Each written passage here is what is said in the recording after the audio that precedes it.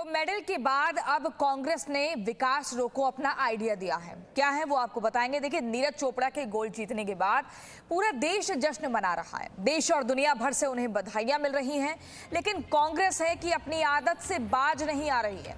कांग्रेस के नेता पी चिदंबरम ने ट्वीट करके कहा कि ओलंपिक गेम्स सिर्फ 3 साल दूर हैं और सरकार को सेंट्रल विस्टा और बुलेट ट्रेन और ऐसे ही अन्य प्रोजेक्ट के पैसों में कटौती करके खेलों को दिया जाए। जबकि सरकार खिलाड़ियों को दावा करती है कि अलग से बजट आवंटित किया जाता है और तरह तरह के प्रोग्राम भी चलाए जाते हैं। अब कुछ सवाल हैं जिनको लेकर हम आगे चर्चा करेंगे। आपको बताते हैं, देखिए, मेडल की राह में विकास कैसे रोड़ा है, ये बड़ा सवाल। मेडल के लिए कांग्रेस ने विकास रोको आइडिया क्यों दिया है? जब पूरा देश मेडल की खुशी मना रहा है तो कांग्रेस मेडल के रंग में भंग क्यों डाल रही है? तो क्या देश का मान कांग्रेस को बर्दाश्त नहीं है? ये बड़ा सवाल। नीरज के गोल्ड पर कांग्रेस की सियासत क्यों शुरू हो गई है?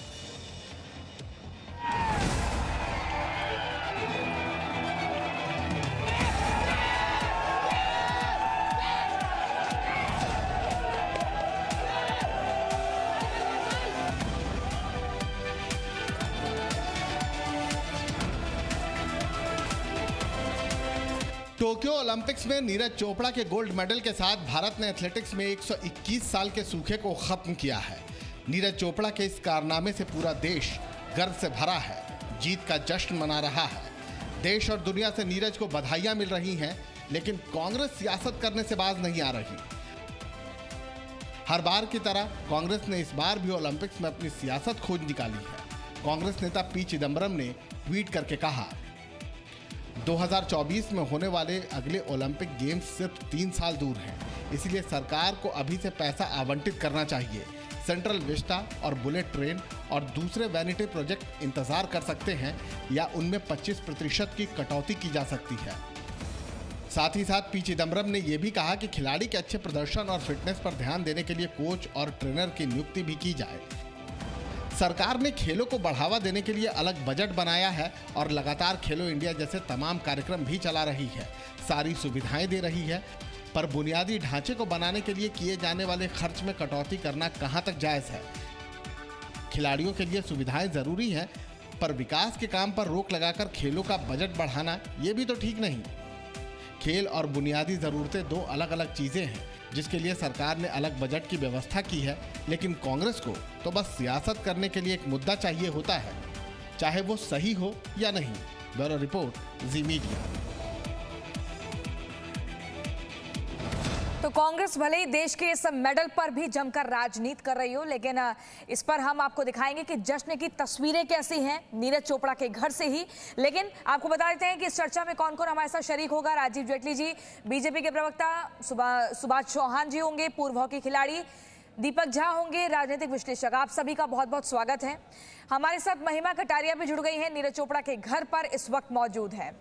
महिमा, सबसे पहले आपके पास आएंगे और हम चाहेंगे आप वो तस्वीरें दिखाएं कि जश्न की किस कदर तैयारी हो रही है। सरकार की तरफ से तो इनामों की बौछार लगातार की जा रही है, लेकिन घर में कैसा माहौल है, आसपास क्या तस्वीरें हैं?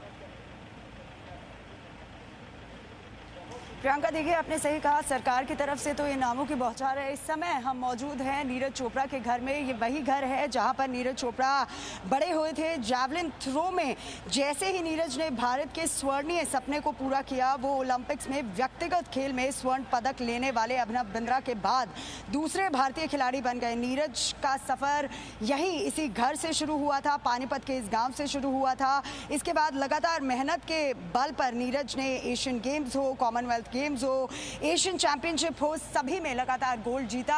और आप देख सकते हैं किस तरीके से हम उनके घर पे मौजूद है। अभी कुछ ही समय पहले यहाँ पर बिल्कुल जश्न का माहौल था, डीजे बज रहा था। कल रात से यहाँ पर मिठाइयाँ बंटनी शुरू हो गई हैं और लगातार यहाँ पर जो उनके माता पिता हैं वो उनके इंतजार, उनकी राह देख रहे हैं कि कैसे नीरज आएंगे। क्योंकि उनकी माता पिता से बात करते हुए हमने पूछा कि नीरज को आखिर खाने में क्या पसंद है, तो उन्होंने कहा कि नीरज जैसे ही वापस घर आते हैं तो वो उनको हरियाणा की सबसे फेमस डिश यानी चूरमा खिलाएंगे। जाएंगी। तो देखिए किस तरीके से 100 साल से ज़्यादा इंतज़ार के बाद नीरज चोपड़ा ने भारत का स्वर्ण जीतने का, गोल्ड जीतने का जो सपना है वो पूरा कर दिया।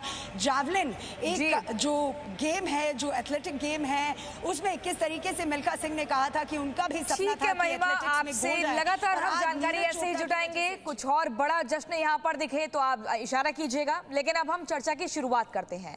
और सबसे पहले राजीव जेटली जी आपके पास आते हुए, क्योंकि बीजेपी को ही घेरा जा रहा है, कांग्रेस विपक्ष में बैठी है और विपक्ष की मौजूदगी वो कुछ ऐसे ही अटपटे ट्वीट्स के जरिए दर्ज कराती है। कहा जा रहा है कि सेंट्रल विस्टा हो गया या बुलेट ट्रेन हो गया, इनके बजट में कटौती करो, अब स्पोर्ट्स पर ज्यादा ध्यान देना है। 2024 में फिर से ओलंपिक है, 28, 32 इनको ध्यान में रखते हुए उन टैलेंट्स को ढूंढो, उनको ग्रूम करो।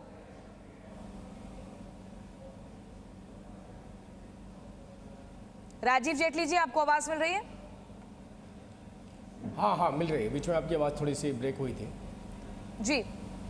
कांग्रेस की तरफ से आप मुझसे जी आज की सुबह जो ट्वीट आया उसके बाद से बीजेपी उसको किस नजरिए से देख रही है? क्योंकि वो कह रहे हैं कि सेंट्रल विस्टा और ये बुलेट ट्रेन जैसे इस तरह के प्रोजेक्ट्स हैं, इनके बजट में आप कटौती करो और उसके बाद आप आगे जो ओलंपिक्स होने हैं उन पर ध्यान दो। अभी 6-7 साल ही हुए हैं सरकार को हुए कि मानसिक संतुलन इतनी बुरी तरह से खराब हो गया, इसका अंदाजा आप लगा सकते हैं। जिन लोगों को भी इस बारे में जानकारी है या नॉलेज है कि फॉर्मर फाइनेंस मिनिस्टर इसका देश के, वो ये बता रहे हैं कि कहाँ कहाँ कटौती करनी चाहिए। बजटरी एलोकेशन पहले से निर्धारित होता है किस किस जगह पे कितना कितना बजट दिया जाएगा। हम बेशुमार बजट बढ़ाएं स्पोर्ट्स का, लेकिन उसका मतलब ये नहीं है कि हम बुलेट ट्रेन रोक दें या सेंट्रल विस्टा प्रोजेक्ट रोक दें या देश का विकास रोक दें। थोड़ी जानकारी उनको लेके आनी चाहिए थी, इसलिए कहा 7 साल ही हुए हैं। 7 साल में इतनी तरह से मानसिक संतुलन बिगड़ जाना, राहुल गांधी जी का बिगड़ा हुआ है, इनका भी बिगड़ जाना, ये अपने आप में दर्शाता है कि किस तरह के फाइनेंस मिनिस्टर हमारे देश के रहे। हमारे देश के अंदर देखिए हमने इतिहास रचा है, पहली बार 7 मेडल ओलंपिक्स के अंदर भारत लेकर के आया है। ये इतिहास है हमारा, इससे पहले हम कभी 7 मेडल नहीं लेके आए थे। उसके पीछे की मेहनत, एक एक खिलाड़ी की मेहनत, उसका पसीना, उसका परिश्रम, उसका खून जो उन्होंने व्यायाम करते हुए या अपनी एक्सरसाइज करते हुए या प्रैक्टिस करते हुए बहा है, उसका कम से कम सम्मान कर लेना चाहिए था। इस देश के प्रधानमंत्री ने चुका है, 7 मेडल्स आए हैं भारत की झोली में इस बार। ठीक है राजीव जेटली जी, अभी हम दीपक झा से भी ले लेते हैं एक रिएक्शन। दीपक, जिस तरीके से कांग्रेस की तरफ से ट्वीट किए जा रहे हैं, लग नहीं रहा है कि थोड़े काउंसलर्स की उन्हें भी जरूरत है? जहां देश को एकदम ऐतिहासिक जीत मिल रही है, गोल्ड आया है, उस पर भी राजनीति कर रहे हैं सुबह सुबह उठकर। प्रियंका जी, बड़ी हास्यास्पद बात है। मैं राजीव जेटली को सुन रहा था, इसमें ऐसा कौन सी बात कही गई है कि जहां खिलाड़ियों का अपमान हो या देश का अपमान हो या सरकार का अपमान हो। इसमें उन्होंने कहा है कि देश में अब खिलाड़ियों का समय आ गया है कि जहां इनके लिए आप और बजट करें। एक सांकेतिक तौर पे कहा है कि अगर आप हमको अपना नहीं, आप ट्वीट को पढ़िए, उसमें कहा है कि बजट को कटौती करिए उन प्रोजेक्ट्स में से जिसमें सेंट्रल विस्टा का जिक्र है, बुलेट ट्रेन का है और ऐसे ही अन्य प्रोजेक्ट्स में से कटौती करनी है। ये नहीं कहा कि अलग से और बजट बनाइए। प्रियंका जी देखिए, इसका मतलब है, कहते हैं ना, जब खिलाड़ी खेलने जाता है तो उसके माँ बाप कहते हैं मैंने अब खाना नहीं खाया लेकिन अपने बच्चे को दूध फ्रूट्स पहुंचाने जाते थे 20 किलोमीटर पैदल चल के, क्योंकि मेरा बेटा देश का नाम रोशन करने वाला। उसी तरीके से चिदम्बरम साहब ने यहाँ पे कहा है कि अगर हमको बजट कम करना पड़े किसी दूसरी चीजों से तो हम कम करेंगे, और कम करना चाहिए सरकार को, और खिलाड़ियों के मान के लिए, सम्मान के लिए, सेहत के लिए और अच्छी ट्रेनिंग के लिए सरकार को पैसा देना पड़ेगा। दूसरी बात उन्होंने किस परिप्रेक्ष्य में, मैं बताता हूँ। 2021 का जो बजट था खेल सरकार ने, भारत सरकार ने 278 करोड़ रुपए कम कर दिया था खेल बजट का, जो हमारा बजट होता है। तो 270 करोड़ के आसपास का बजट, जो कि टोटल बजट का 8.16% होता है, इस भारत सरकार ने कम कर दिया। हमें बड़ी खुशी है, बहुत गर्व है कि 7 मेडल आए हैं। इसके पहले भी आए हैं भाई साहब, 2012 में बजट कम किया गया है, इस तरह का आरोप लग रहा है। देखिए, अगर हम अपने बजट को अपने मंत्रियों के 7 पीढ़ियों को पालने के लिए रखते हैं तो ऐसे बजट की कोई आवश्यकता नहीं है। देश के प्रधानमंत्री ने 1000 नोटिफाई किए खेलो इंडिया सेंटर, जिसमें से 360 बन करके तैयार हो गए हैं। गली गली में, कूचे कूचे में कहाँ पर प्रतिभा है उसको निखारने की जरूरत है, उसे निहारने की जरूरत है। और हमारे देश के जो बड़े बड़े खिलाड़ी एक्सपर्ट हैं वो उन खेलो इंडिया सेंटर में जाके बच्चों को प्रोत्साहित करते हैं और बजट बजट आपको बताता हूँ, 1 रुपए का मतलब 1 रुपया नीचे पहुँचता है।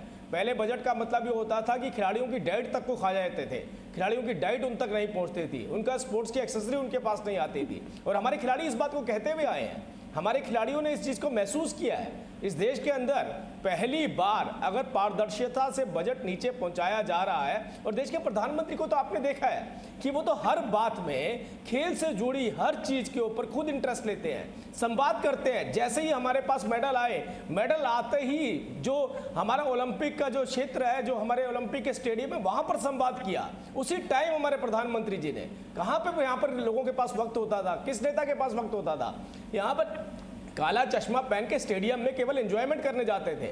उनके पीछे की मेहनत में उनके साथ योगदान नहीं देते थे।